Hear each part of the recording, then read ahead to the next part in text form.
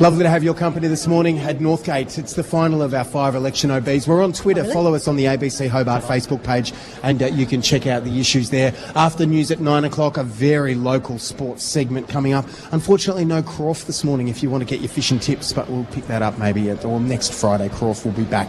Right, part of what we do in this and every election, whether that's legislative council, state or federal, is get around the state and invite all the candidates to debate each other so you can hear where they stand and maybe challenge each other as well on the major issues. We're doing that today from Northgate, and it's time to do it now. As I say, you can follow us live on Twitter.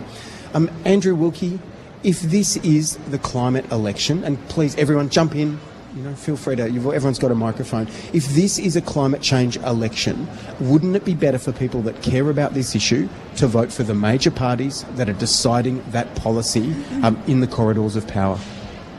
Well, it is indeed a climate change election, and in fact the polling is suggesting that maybe 2/3 of the community regard it as one of the defining issues of this election. But I suppose your question goes to the point, what's the point of voting for independence? Can we achieve anything? Given that we realistically can't be in government, so what can we achieve? And my experience is that well-regarded independents in Canberra achieve a lot. Sometimes we're in the balance of power, which obviously gives us a very loud voice. But even if we're not in the balance of power, we are still there representing elements in the community who are not otherwise represented. A government still wants our imprimatur for tough policy decisions, and we can be a real leader on things. And I've lost count of the number of times me and one or two other crossbenchers were on one side of the chamber during a vote, holding both the government and the alternative government to account, because there are so many issues where the government and the alternative government, in other words the Liberal Party and the Labor Party, are in lockstep and out of step with the community on issues like gambling reform, asylum seekers, animal welfare, national security, on any number of things. There needs to be a third voice in the chamber, and that's what we provide. And the fact that I've been re-elected twice suggests that that's what the community also is happy with. So the other candidates that are running, would it be better to vote? I mean, and you've heard Andrew Wilkie's argument. What's yours if people are thinking of this as a climate change election?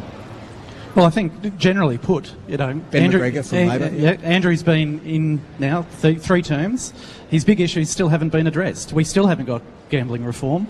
We still haven't done a lot of the things that Andrew talks about day in, day out. The difference of having somebody from the party, whether that's Labor or Liberal, in the room, we can debate, we can argue, and we can actually push things through. And you look at our policies, you look at Labor's policies at the moment, we've got great achievable environmental policies because of the groundwork of rank and file members who want change and are working from the bottom. Leon, I remember. Thank you. I remember actually when Mr. Wilkie was running for the first, or campaigning for the first time in 2010. Is it? Yeah.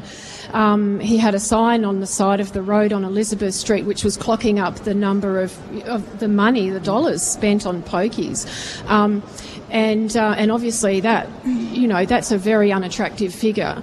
But the problem is, and this is 9 years later, the problem is that people now have a gambling addiction on their phone. They effectively have a poker machine in their pocket. And that's where the problem is. So really what we need to look at is social reform. We need to address this as an addiction problem. So we've pivoted back now to poker machines issues. I hear the arguments for that, Amanda Sue Markham, but I mean the reality is that people around here are still pumping millions of dollars into poker machines and losing that money in the electorate of Glenorchy. So what reforms is your party proposing to the amazing amount of gambling advertising that dominates every football program? I mean, to try and watch footy with your kids on Easter Monday means that you will be inundated by gambling advertising, amongst other things, online. I agree. Should we take action about that? Yeah, and this is the thing. A lot of it's online, it's on their phones. So while, this, and again, coming back to the fact that this is a social problem, this is, it's almost an addiction for some people. But there again, many people manage it very well, and it's a recreational. I just want to jump back to where we started, because I'm worried that Mike's going to put his hand up and tell me that people aren't answering the questions. if people really believe this is a climate change election, would they be better, in fact, voting for Labor, the Greens, or Andrew Wilkie? Amanda Schumacher? Yes, I definitely agree with that. We have comprehensive climate change policies. I just want to make sure you heard that question because you're about to be quoted. No, you don't. Yeah. If people believe this is a climate change election, would they Yeah. be better off voting not for the Liberals but for Labor, the Greens, and for Andrew Wilkie?